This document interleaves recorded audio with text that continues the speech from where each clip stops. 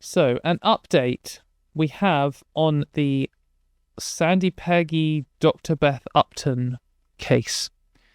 So, I've done videos on my channel about this before, which you can go and check out, but a summary is there was a nurse and a doctor who worked together, both of them women. The doctor is also trans, and the nurse took issue with her being trans and complained, and then she was given a disciplinary and let go, I think, or she at least given a disciplinary. And she's obviously doing the classic gender critical run where she claims that she was discriminated against because of her gender critical beliefs, simply for believing that sex is real. Simply, that is all. And then now they're having this big case about it, and it's a huge media event, and they're trying to destroy the life of the trans person at the centre of this. This is the nurse. This is the doctor at the centre of it, Dr. Beth Upton, who seems to be handling this heroically, at least in public. I think she's doing very well to survive the horror being cast upon her by the British media and political class. But anyway, we had various accusations in the past which made it sound like Sandie Peggie was an absolutely horrific person. But they were generally focused around her views on trans people. And we just had another part to this case where it came out that she used a lot of racial slurs. Bearing in mind that she's a nurse. So this is incredibly from The Times. The Times is not just a right-wing newspaper, it's the gender critical propaganda machine. And I am shocked they covered this at all, because it's negative for the gender critical movement. This is a gender critical flagship case at the moment. Since the Supreme Court ruling has gone their way, this is their main thing at the moment. So their article is, Sandie Peggie blames her upbringing for use of racial slurs. And but importantly, these slurs weren't from when she was a kid. So I do think that the excuse, I said this because of my upbringing, in certain circumstances has some weight. If you were brought up in a racist household and you were saying slurs for people when you were 8, and now you're 40 and you deeply regret it and you understand why those slurs are bad and you've said so, I just feel maybe race is a bad example because I'm a white person, I shouldn't really be saying it, but if someone, for example, I grew up in a time where homophobia and transphobia were just completely normal, and I definitely had transphobic and homophobic opinions when I was a kid, and said some transphobic and homophobic things when I was a kid. And you could, if you had a full script of everything I'd ever said and done, you could find an example of me saying something that on its own just is terrible. But importantly, I think that was when I was a child. And also now, I don't said anything like that in 30 years. No, 25 years. At least. And I also now know that it's really wrong and disgusting, and actively campaign against those kind of things, and the system that created a world where I grew up saying things like that. She didn't say this when she was a kid. She was saying this very recently. The reason is it's come up as part of this. So yeah, so I mean, pretty grim here. I think, is this the one? Yeah, so even the Times says, on the subject of racial slurs, Peggy claimed that such terms did not cause offence in the area she lived in, which has residents with Chinese and Pakistani backgrounds. She defended her comments on the topics such as the flooding in Pakistan and a comment about putting bacon through the letterbox of a mosque as dark humour. It was never my intention to offend people. So her friends have leaked this, basically. Friends. It was never my intention to offend people outside of my group of what I thought was very close friends. She said that she had a fear of the mosque being built because she was frightened of Sharia law and had an objection to illegal immigrants. So, yeah, it was put to her that two witnesses who attended her birthday lunch recalled her using derogatory terminology to talk about Dr. Beth Upton. And she was described as waging a hate campaign against Dr. Upton. So, this is from The Times. This is like the gender-critical propaganda machine. So we got a more neutral review of this, where it was claimed that she called Dr. Beth Upton a weirdo, a freak, and it, which is like, calling a trans person it is like very brazen example of transphobia. It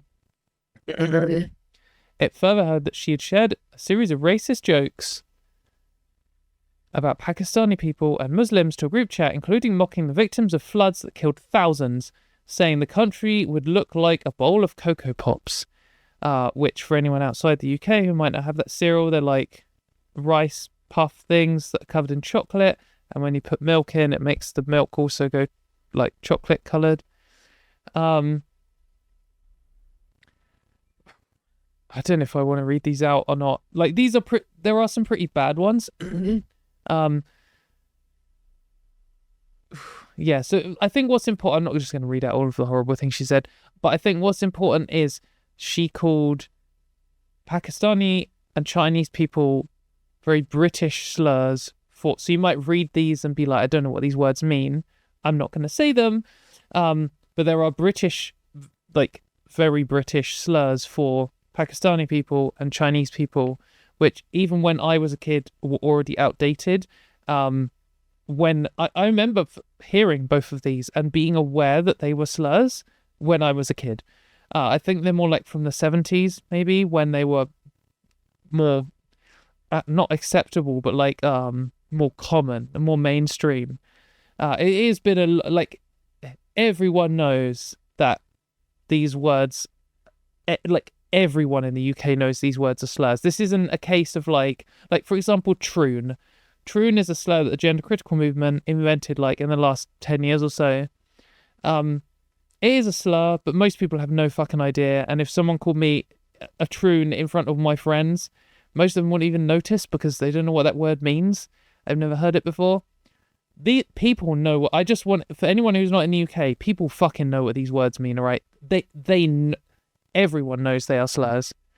But yeah, if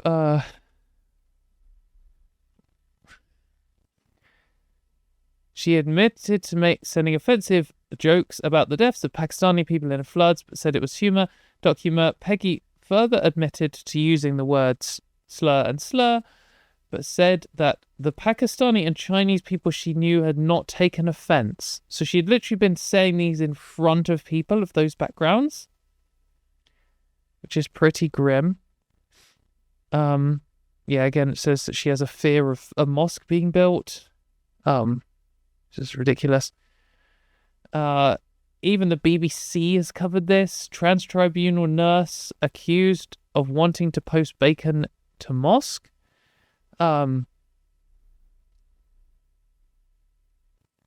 Allegedly told her colleagues that she wanted to post bacon through the letterbox of a local mosque, which is pretty grim.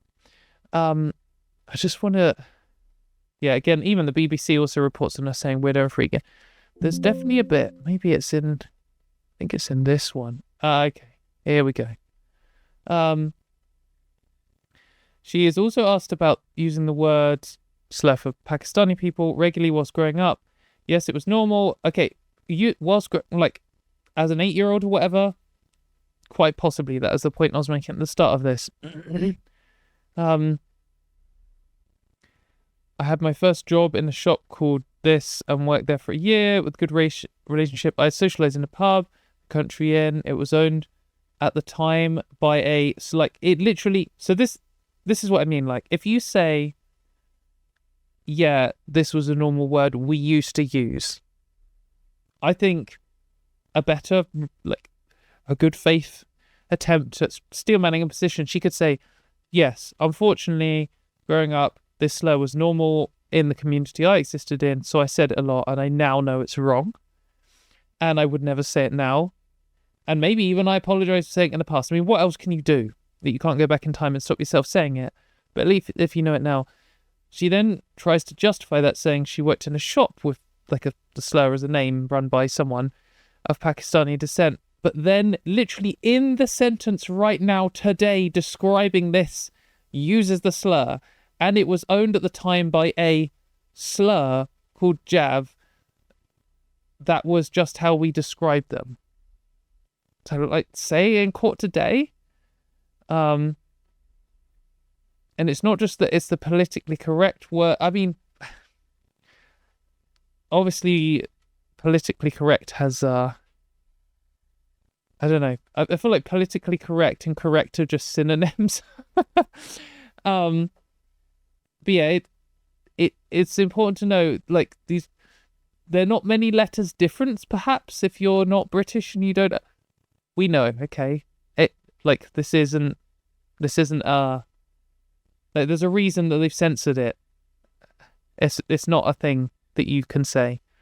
But I'm just trying to find this one here. There's yeah, okay. She then notes she has a lot of Chinese neighbours today, now, and Chinese restaurants on her streets.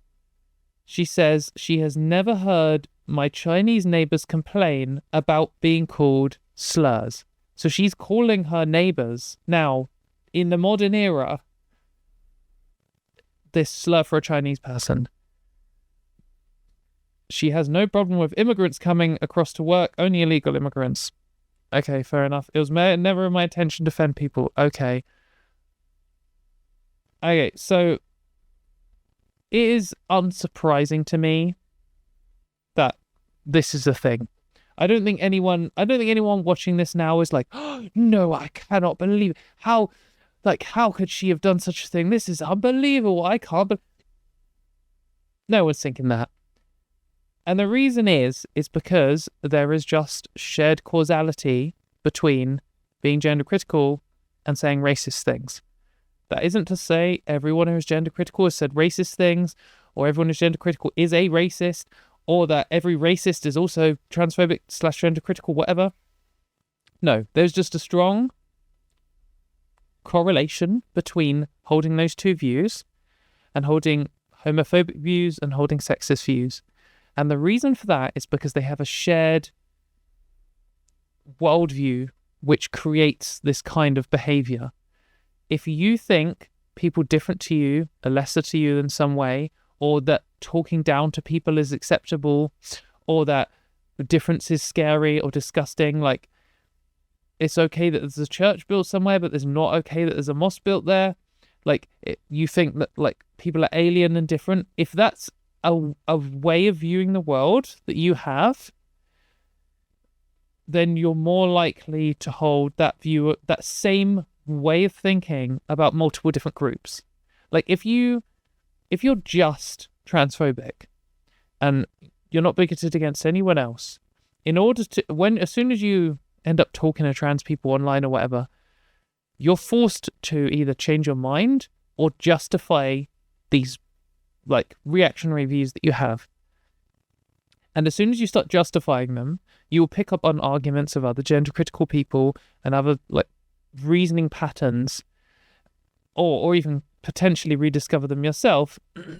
And you will necessarily have these, like, all of the arguments are going to be treating trans people as worth less. Like, that's inherently the position. When you realise that trans women are even more likely to be sexually assaulted than cis women, then if you're campaigning to remove trans women's protections from sexual assault, how could you ever justify that to yourself other than by dehumanizing trans people? Like, that is an inevitable reality of that worldview as soon as you attempt to justify it. Like, it's the only way you can actually hold that view, like, internally within yourself.